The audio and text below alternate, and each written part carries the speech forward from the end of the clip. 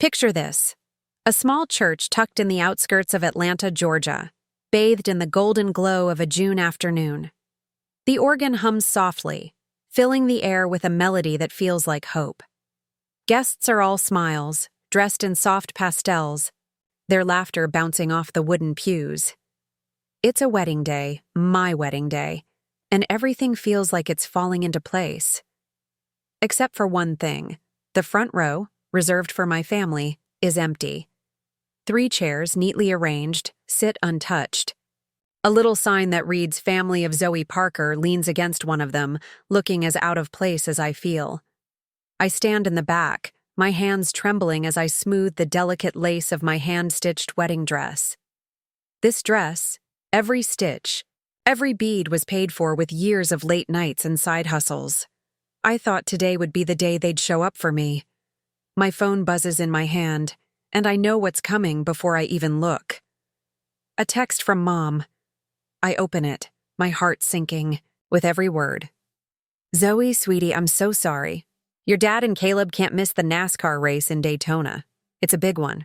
We'll make it up to you next weekend, promise. Love you." The screen goes dark, and I let it slip back into my pocket. My chest tightens, not from the corset, but from a kind of hurt I've carried for years. I've dreamed of this day for 5 years. 5 years of scraping by, designing homes for clients who became more like family than my own. I thought, just this once, they'd choose me over a race. But no. A roar of engines and a checkered flag meant more than my walk down the aisle. I take a deep breath, force a smile, and step forward. The organ swells, and I move toward the altar, each step heavier than the last. The guests are watching, their faces full of joy, but all I can see are those 3 empty chairs. I tell myself it's fine, that I'm used to this. But deep down, I know this moment is the start of something bigger, a moment where I begin to see my family for who they really are. Hi, I'm Zoe. Zoe Parker, 28 years old, with a messy bun of blonde hair and a little tape measure tucked in my pocket wherever I go. It's not just for measuring rooms, it's my way of keeping my dreams in check, making sure every idea fits just right. I'm an interior designer, the kind who works out of a tiny Atlanta studio, turning blank spaces into homes that feel like a warm hug. Every project I take on, every late night sketching floor plans, feels like a piece of me coming to life. But if you asked my family, they'd probably say I'm just playing with furniture. I grew up in a small town outside Atlanta, where the air always smelled faintly of barbecue and gasoline. My family, Mom, Dad, and my older brother Caleb, lived for one thing: NASCAR. Weekends were all about tailgates, checkered flags, and the roar of engines. Our house was a shrine to racing, with framed posters of Daytona and Talladega lining the walls. Me? I was the odd one out, always tucked in my room with a sketchbook, dreaming of spaces I'd create one day. Don't get me wrong, I tried to fit in. I'd sit through their race watch parties, nodding along as Dad rambled about lap times and Caleb boasted about his fantasy racing league. But they never really saw me. When I was 16, I started working weekends at a local furniture store to save for college. I'd come home with sawdust in my hair and they'd laugh. "Zoe's out there moving couches while we're living the real dream," Caleb would say, and Mom would just shrug. I kept hoping they'd notice me, you know? Like when I got into design school, I thought they'd be proud. But they didn't come to my high school graduation because of a big race in Charlotte. "Next time, sweetie," Mom promised. But next time never came. When I landed my first big client, a cozy bookstore redesign in Midtown, they skipped the grand opening for a barbecue at the track. Dad posted a photo on Facebook, grinning, with a beer in hand, captioned, "Nothing beats race day." Looking back, I see it so clearly now. To them, I wasn't their daughter with dreams and a fire in her heart. I was the reliable one, the one who'd always say yes. The one they could lean on when the bills piled up or Caleb needed another loan for his so-called emergencies. I told myself it was what families do. help each other, no questions asked. But every time I gave, it felt like I was losing a piece of myself. By the time my wedding day rolled around, I'd spent years building a life I was proud of. My little design business was growing, and I'd poured my soul into planning that day. The wildflower bouquets, the hand-painted signs, the soft glow of candles I'd chosen myself. I thought, maybe this time, they'd show up. Maybe this time, they'd see me. But those empty chairs in the church told me everything I needed to know. And deep down, I knew this was only the beginning of the truth I'd have to face. You know that feeling when you keep giving someone the benefit of the doubt, even when every part of you is screaming to stop? That was me with my family. For years, I'd convinced myself their neglect was just them being them. Loud, chaotic, wrapped up in their NASCAR world. But after those empty chairs at my wedding, something in me started to crack. I couldn't unsee it anymore. The way they treated me wasn't just thoughtless. It was something darker. Looking back, the signs were there all along. When I was 20, still in design school, my brother Caleb came to me with that charming grin of his. "Zoe, I need $5,000 for some VIP NASCAR tickets. It's a once-in-a-lifetime deal. I'll pay you back, swear." I handed over my savings, money I'd scraped together from late-night shifts at a coffee shop. He never paid me back. When I brought it up, Mom just waved it off. "Family helps family, Zoe. Don't make a fuss." Then there was the time Mom called me in a panic, her voice all shaky. "Sweetie, we're behind on the mortgage. Can you sign this loan for an RV? It'll help us get back on track." I was 23, barely making rent, but I signed. 2 years I paid off that debt, while Mom posted pictures of their shiny new RV parked at racetracks across the South. "Living the dream," her captions read. I'd lie awake at night, wondering why I kept saying yes. It wasn't just the big asks. It was the constant drip of their needs. A few hundred for rent here, $1,000 for Dad's emergency car repair there. I'd cancel client meetings to pick up extra shifts, skip vacations to keep my savings afloat. Meanwhile, Caleb was posting about his new leather jacket, and Mom was buying custom NASCAR merch for their tailgates. I told myself I was being a good daughter, a good sister, but every time I gave, it felt like they took a little more of me. The week after my wedding, it started again. My phone lit up with texts. "Caleb. Yo, Zoe, can you spot me $3,000? NASCAR. Season tickets are dropping, and I gotta lock these in." Then Mom, her tone all sugar. "Zoe, honey, the roof's leaking. Just $2,000 and we're square. You know we're good for it." I stared at those messages, my hands shaking. Not from sadness this time, but from something new. Anger. I opened my banking app just to check my balance, and that's when I saw it. $800, gone. Withdrawn from the savings account I'd foolishly let Mom access for emergencies. My heart pounded as I called her. "Mom, what's going on? Where's my money?" Her voice was sharp, like I'd offended her. "Zoe, don't be so dramatic. It's family money. You're really gonna nickel and dime us like this?" I hung, up, my breath shallow. Dramatic? I'd paid for their mistakes, their parties, their dreams for years. I'd given up pieces of my own life to keep them afloat. And now, standing in the quiet of my little apartment, surrounded by fabric swatches and half-finished mood boards, I felt it. A shift. This wasn't just about a few bucks or a missed wedding. This was about who I'd let them turn me into. And I wasn't sure I could keep being that person anymore. You ever have a moment where the fog lifts and you see everything for what it really is? That's what happened to me a week after my wedding. I was still reeling from those empty chairs, from Mom's sharp words about my dramatic reaction to the missing $800. I kept telling myself to let it go. That family's messy, right? But something in me wouldn't settle. I couldn't shake the feeling that I was missing a bigger piece of the puzzle. Then it came. A notification from my bank, late at night, while I was sketching a client's living room layout. My phone lit, up with a single line that made my stomach drop. Credit alert. New account opened in your name. I opened my banking app, hands shaking, and there it was.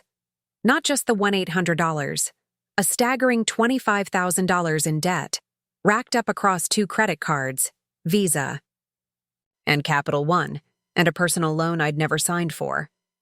The billing address? My parents' old house in Macon, Georgia. I scrolled through the transactions, each one a punch to the gut. $2,500 at an electronics store for high-end speakers, $10,000 for a beat-up race car at a local auction, $800 at a liquor store for what looked like a blowout party. My heart raced as I pieced it together. This wasn't a mistake. Someone had used my name, my credit, my life to fund their fun, and I knew exactly who. I called Mom, my voice barely steady. "What's going on? There are cards in my name, thousands in debt." She paused, then laughed nervously. "Oh, Zoe, it's probably just a mix-up. Banks mess up all the time." But I wasn't buying. I opened Instagram, and there it was, Caleb's latest post, grinning next to a rusty race car captioned, "Thanks to family, the dream's alive." My blood boiled. Family. That word felt like a lie. I might have let it slide, chalked it up to another family favor I'd have to fix. But then I got invited to speak at a design conference in Savannah, a big one, about creating beautiful spaces on a budget. It was my chance to shine, to share my passion with people who actually cared. The night before, Dad texted me, his words cold. "Zoe, don't you dare talk trash about us up there. Keep family business private." That's when I knew. They weren't just careless. They were scared I'd tell the truth. I packed my laptop and a folder of evidence, screenshots of the credit report, the transactions, Caleb's smug post. At the conference, the room was packed, designers and clients buzzing with excitement. I stepped up to the podium, my heart pounding, ready to talk about mood boards and thrifted furniture. But before I could get through my first slide, the doors at the back of the room burst open. There they were, Mom, Dad, and Caleb storming in like they owned the place. Caleb was holding his phone, recording, a sneer on his face. Mom started sobbing, loud enough for everyone to hear. "How could you do this to us, Zoe? We gave you everything." Dad's voice boomed over the mic. "She's lying to all of you, making us look like monsters for her little fame grab." The room went dead silent, every eye on me. My knees shook, but something inside me snapped into place. I took a deep breath and clicked to a new slide. The screen lit up with my credit report, the $25,000 in debt, the transactions tied to their address. Then Caleb's Instagram post, that race car gleaming under his proud grin. The audience gasped. I looked straight at my family, my voice steady for the first time in years. "This isn't the first time you've taken from me, but it's the last." The room erupted in applause, a wave of support I never expected.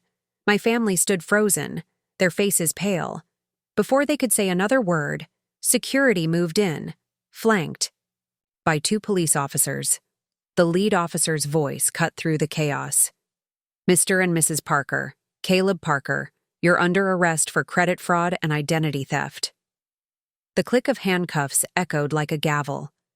Mom's sobs turned to stunned silence as they were let out, Caleb's phone still dangling in his hand.